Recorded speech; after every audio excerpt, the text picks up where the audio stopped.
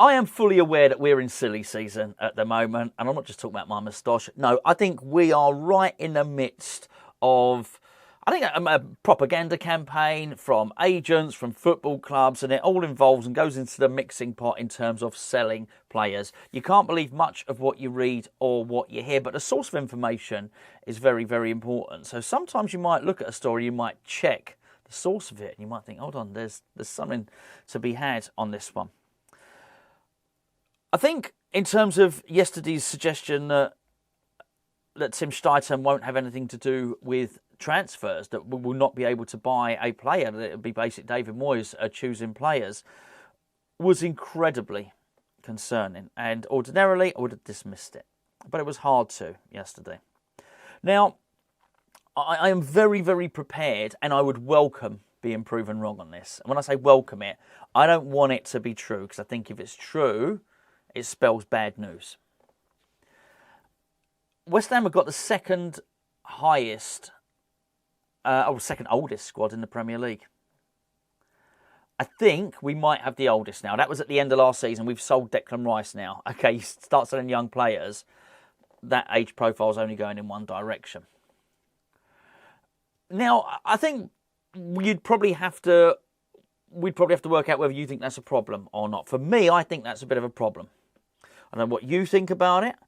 What's most important is what David Moyes thinks about it. Probably what's even more important is whether the person running the club, David Sullivan, perceives that to be a problem. And so I think you get a few mixed messages here. Because by bringing in a director of football, and I might have this wrong, totally and utterly wrong here, but I thought we were changing direction. I thought we were changing direction to a model whereby we would look to recruit younger players, players that we could develop and who would improve. I'm not talking about 16, 17-year-olds. I think we've got loads of really good ones of those. I'm talking maybe the age group in between, 19, 20, 21-year-olds, who could become really good when they were 23, 24, 25. You get what I'm saying. And I think that's a clear and good strategy. Because I think I have a problem having too many old players. As I say, first of all, you'd have to agree that that's a problem. You have to agree it's a problem to address it. No problem, no solution required. But I thought we had addressed it as a problem. I thought that's why Tim Steidten was coming in. So very, very concerned to see yesterday's links with James Ward-Prowse, with Harry Maguire, and now the rumour is that we have just bid 40 million for Jaoa Palhinha. And I just want to separate myself a little bit from yesterday's video. Because not many, most, sort of 99% people got what I was saying. But I said in 3 times during yesterday's video, I wouldn't choose to go this way. This is not what I would choose. I would let the director of football lead things. I want to see younger players in. That's what I wanted to see. However, the rest of the video was me commenting on how I thought Maguire and Ward-Prowse could operate in David Moyes' team. That was what it was about. I wasn't saying that I wanted those players. I find it really disturbing, actually, that we would have the second oldest squad in the Premier League and then just buy more older players. Palhinha is 28, Ward-Prowse is 28, and Harry Maguire is 30. Independently, I think there's nothing wrong with it. When it starts looking like your whole strategy is going in that direction, I think it's a concern. Now, I'll get back to the start of the video. I am aware that these are just rumours. And I may well end up looking very silly, okay? Which is why I'm not going to get carried away. I'm not going to get angry about it. I'm not overly going to start ranting. So, what it is at the moment is a concern of mine. Not fuming. I'm worried. I hope it's wrong. I hope it's smoke and mirrors. I hope it's a diversionary tactics. Have a look over here while actually our real targets are purchased over there. A distraction. That would be great. I really do think that's important. Because we get one chance at this with the Declan Rice money. We cannot squander it. Those of you that are old enough, you remember the Rio Ferdinand money, a Titi Camara, Rigobert song. I mean, we wasted that money. I can't imagine West Ham selling another player for 100-odd million anytime soon. That's for sure. So you want to see some of that money back. you either want to see it translated onto the football pitch in terms of a return on the football pitch, or maybe, just maybe, if a player doesn't work out and you move him on and you've made a little bit of a profit. What you don't want is to hemorrhage the money and have dead money. Harry Maguire would be, I would consider, absolutely dead money. Absolutely dead money. Now, I'm not saying that you don't go and get him, all right? If what you're going to do is buy 3 or 4 younger players and you bring in Harry Maguire and he's on a loan, I think there are contexts and there are circumstances in which you would bring him in. But when it looks like the whole strategy starts to involve older players, I do think it's a little bit of a concern. Because not only do we have a short-term strategy in terms of player recruitment by doing that, I think you also have a short-term strategy, which we clearly have in place, in terms of our manager and David Moyes. Now, I say that because David Moyes got 1 year left on his contract. Maybe the strategy is to give him a longer contract. Maybe he gets a new deal. I can't see that. That is something I would absolutely stand behind. I don't think David Moyes gets offered a new deal until the end of the season. Our board don't do that. They'll do that whole thing where they sit down and they discuss it all at the end of the season. We've heard them say it on numerous occasions, and I don't think that this would be any different on that. However, I get to the point, I think, well, what's the point? If all this is true, and as I say, this is a preemptive rant, if you want, because it's not happened yet, and I might be proven wrong. Tomorrow we sign Alex Scott. I wouldn't even be speaking about this. I'd say, how silly was I? Or whatever. We signed some young flying winger from the Bundesliga. And I think, okay, they've got me. They've got me. And that's fine. I want them to have got me. I want to be wrong. That's what I want to see. Alex Scott, the young winger that I've never heard of from the Bundesliga. Those are the players that I want. You know, and I'll say, you're tricking me with the Harry Maguire stuff. Good on you. You know, no problem with that at all. Okay, but at the moment, it is a concern. There's absolutely no doubt about it. And I think what's the point? Not only what is the point, it almost would seem, if the story is true, what's the point in bringing a director of football in without the mandate to hire new players? That's the whole point. The whole point is for him to do the recruiting and for him to restructure the footballing operation.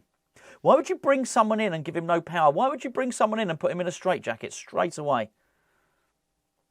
It's never mind operating with one hand tied behind your back. It's both. And it seems to me like a really, really weird thing to do. It seems to me like we're saying the words. We're very proud to announce it. We were very proud as a club. I say we. I'm talking about the club. Proud of the announcement of Tim Steidten. Pleased to leak it. Let it all go out there. So it seemed like we were happy with the messaging. The messaging was, we are going to appoint a new director of football. The suggestion is, we're going to change the direction of travel of this club. We've got our we've got a sporting director in Mark Noble. We've got our technical director, footballing director, what do you want to call him? Tim Steidten. And there's going to be like a little council who all sit down together and decide upon transfers. Well, that's not what we heard yesterday. So David Moyes decides who's coming in. There's no committee, there's no council. It's just, well, sort of as you were. Seems much the same, really, to me. What it tells me is the club understand the value of a director of football, but by just announcing it, but then not allowing him any power, it just becomes a virtue signal. We understand moving the club forwards, about getting a young, progressive man in to carry forward club operations. Yeah, okay, you say all the words, but what are you actually left with? Well, you're left with a sort of antiquated approach. And a manager who is possibly looking to bring in 2 28-year-olds and a 30-year-old. Now, do I necessarily believe that we're bringing all those players? I don't know. But I'm starting to worry about it now. There's no doubt about that at all. And they say, you know, there's no smoke without fire sometimes. There's an awful lot of smoke going on. And I don't want to believe it. I want to believe the other stuff. The kid, Franca from Brazil. Alex Scott. Harvey Barnes. Look, good young player. No problem with that. That'd be a good signing. More of that, please. But you cannot tell me, I know you're not telling me, you cannot tell me there are not other options out there. The two things that worry me about the team, I bang on about the pace. I've done for years, I understand. But age profile and pace, I mean, they're not ticking any box, are they? Any of these players, by the way. They're all slow, I've got to say, actually. There's a lot of people saying about Adam Maguire yesterday's video, and I don't disagree. I don't disagree. I was just trying to speak about it. I do think he's got his qualities. And there were some people saying, well, maybe Man United play a high line, we don't so much. Yeah, I'm sure Maguire would do quite well at West Ham, but that's not really my point. I say I'm sure. I suspect he'd do quite well at West Ham. But I don't want that. I want an outstanding young player. I don't want to buy Harry Maguire when he's on the way down, he's on decline. I want to buy if what David Moyes wants is a centre-back, I'd probably look at something else. I'd probably look at another area first, but we do have the African Cup of Nations. I understand that. I want the centre-back that will one day be an £80 million centre-back. I want to go and buy him now for £25 million. That's what I want. That's what I thought the director of football does. That winger who's going to be worth £60 million in 2 years, I want to go and get him now for £18 million. I don't know why he's £18 million. I just plucked a figure out of the air. That's what I want to do. That's what I thought we were doing. But we're not.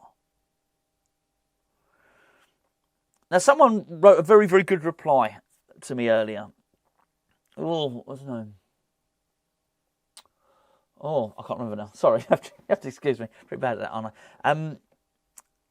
He said, don't worry about it, Gonzo. I'm pretty sure Tim Steidten would have asked these questions before he came in. I'm pretty sure he wouldn't have travelled thousands of miles and come without assurances about his role in the club. That makes absolute sense. It's common sense. I think exactly the same way. And I hope you're right. And I think completely along your lines, if it wasn't for the source of the information, which is a concern. Because we're dealing with people who are well briefed within the club. I don't know. Look, I hope I'm wrong. But I was preparing to do this video before it popped up on my screen. The West Ham had made a bid. It was the Sun that made it. Was the Sun. The Sun newspaper made the story. All right, probably a load of rubbish as well. I absolutely get it. But I think we're interested. So I was worried about it just with the James Ward-Prowse and just with the Harry Maguire. Then the Palhinha things come up. Come on, there has got to be. I mean, 40 million for Palhinha. I don't want to, again, I'm conscious I'm starting to rant now about something that hasn't happened, and I don't want to do that. But even if we just take it as a rumour, 40 million for Palhinha, don't tell me there's not better options out there who would improve and are good now. It's not just about buying, as I say, someone that's wet behind the ears is useless now and will improve. Go and buy, like that. Casiado was a great point. We were approached from Independiente. The story goes, it's the same story, it's the same thing about the Alvarez thing, the Julian Alvarez, but the story goes that Moyes was offered Casiado and he decided not to. And he comes in and he hits the ground running and he's brilliant.